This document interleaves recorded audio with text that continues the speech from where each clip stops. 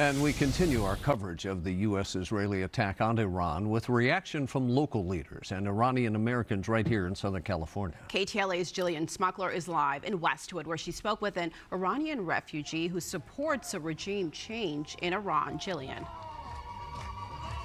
Hi, Karine and Rick. Yeah, I don't think I even need to say it. I'm going to step out of the way so you can get a clear view of what is going on. Celebration really spilling out into the streets. We are in Persian Square, but behind me you can see there's crowds waving Iranian flags, drivers honking their horns. People are dancing, chanting, a moment many here say they never thought they would witness after what unfolded today in Iran. And for members of this Westwood community, what happened today is deeply personal. Now, Shab Snyder, an Iranian American and former refugee who still has family, mind you, in that region, told us tonight that this moment feels almost unreal. I'm just, I never thought I'm going to see this in my lifetime, or my kids, they're 7 and 8. I'm so happy that we're finally going to get our freedom. I was just praying every day to God that one day I will see this and I can go visit the places I never got to visit because I left Iran when I was 7 years old. So what we see here, we see the Iranians, they are celebrating. They are happy. No matter what you try to see from the Democrats and liberals saying that they're upset, we see more and more of the Iranians ecstatic because they see a regime change coming very soon. With the death of the Iranian supreme leader, what these people see now is hope. They see the ending of their oppression. They see freedom. They see money coming back to them and opportunities open up in their own country. The reason why a lot of people come to America is because their country is terrible and is ran by terrible people. So what you see from a lot of Iranians, this is the same type of information and same type of vibe we got from the Venezuelans when they got Maduro. You see people that are tired of the oppression and ready to go back and live their lives in their own country. But they're excited. They're ecstatic. It's because they know that something's good coming to Iran. And what I like about it, I like a lot, and on the social media, on the TikToks, you see a lot of people thanking Donald Trump. The one thing I said in my last post, and I'm going to say it in this one, he is very efficient in dealing with these leaders. He captured Maduro, and he got rid of the Iran supreme leader within the first day of strikes. That's impressive. We're not in the business of doing long, drawn-out wars and stuff like that. We get straight to the business, and that's what I like about, a good thing I like about President Trump in this term. He's getting straight to business, and he's knocking everything he need to knock out and get up out of there. It was a simple solution. They got rid of the Iran supreme leader, and now, yes, there's still bombings going back and forth, but they can't do a whole lot when their leader is gone.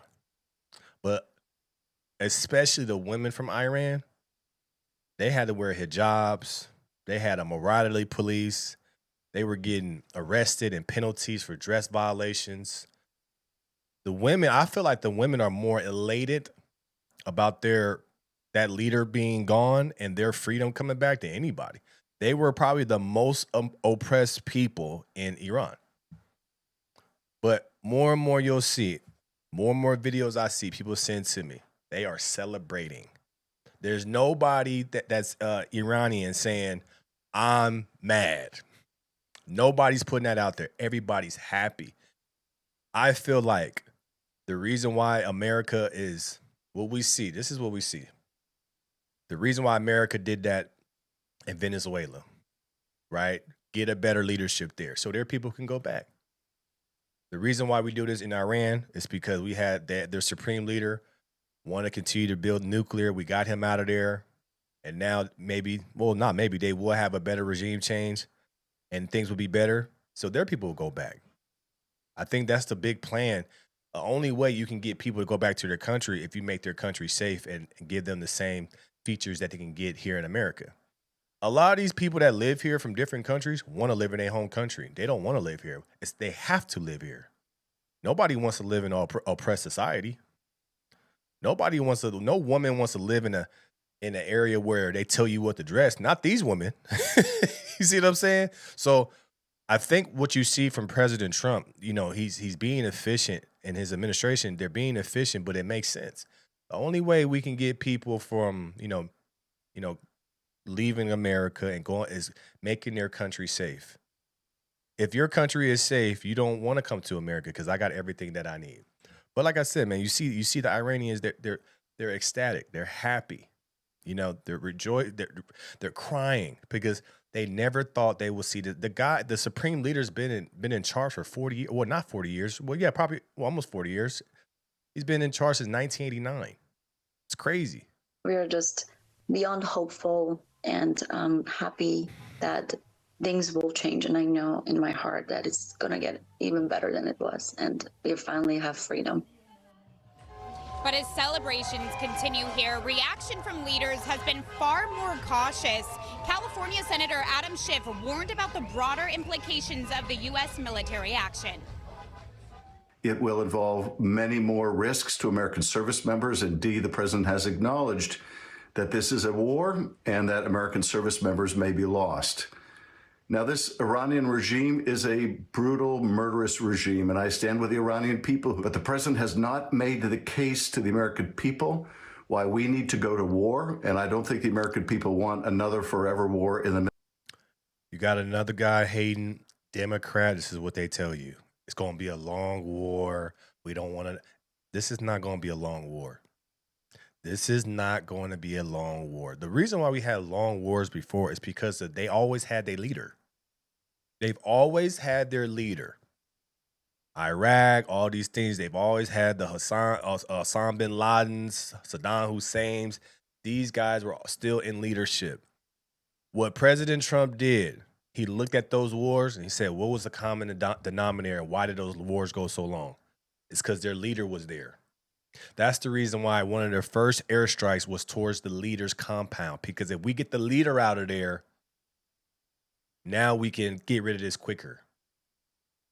So this is why I don't think it's going to be a long drawn-out war. It's because the way they did it was way different than the wars before. Middle East. Governor Gavin Newsom also weighed in on social media, saying in part, quote, the corrupt and repressive Iranian regime must never have nuclear weapons, but that doesn't justify the president engaging in an illegal, dangerous war that will risk the lives of our American service members and our friends without justification to the American people. President Trump is putting Americans at risk abroad because he is unpopular at home, end quote. And Mayor Karen Bass, she's also weighing in, saying the city is watching closely, writing, quote, while there are no known credible threats at this time, LAPD has stepped up patrols near places of worship and community spaces, and we will remain vigilant in protecting our city. And back out here live, you can see. I can't wait till Gavin Newsom gets out and we get some people in there with common sense. Even Karen Bass, she's up for re-election. They got to go. They got to go. As you see, when the Democrats come out with their statement, they're going to first say, yeah, he was bad, but there's no buts. He was bad. He had nuclear weapons. He was hard-headed. He was threatening America. He got to go. This ain't about feelings. This ain't about the peace talks. We try to talk. That's what I like, man. They try to talk, and it's quick, though. No quick talks. All right, let's go in there. Let's do what we got to do. Obviously, y'all trying to slow play this. We ain't got time for that. We ain't got time for the talks. A lot of celebration spilling out into the streets. A lot of cars, too, just stopping, saying how happy they are that they now have a free country. We've spoken with several of them. You're going to hear from them in our next hour. A lot of mixed reactions, though. Of course, joy here in the streets, but concern from leaders about what comes next. We will have a full wrap-up coming up at 6, and then in our later. Look, the people is happy. The people are happy. If you want to know how people feel, if this was the right thing to do, look at the people. We looked at the Venezuelans. They was throwing parties and fiestas for the next 2 or 3 weeks. When you look at the Iranians, they excited. They happy in the streets, not causing no chaos. If the people is happy with it, then we did a good job. It's all about the people. That's the one thing that you see from the Democrats. They don't care about the people. President Trump does. I knew he did the right thing when the people was going online crying, talking about, I never thought I would see this in my lifetime. We got that from 2 different types of people, Venezuelans and the Iranians. Also, too, the Nigerians, too. Don't forget that. So you got to give Trump his big ups, but you also got to understand that this was the right thing for the Iranian people. And that's the reason why they're celebrating. Let me know your thoughts about this in the comments below. Like, share, subscribe to the channel. Hit the notification bell to see all new videos. Tap into the Patreon. Link is in the description below. Also, make sure you tune in to the No Filter Morning Show Monday through Friday, 10:21 a.m. Pacific Standard Time. I appreciate you guys, and I'm out.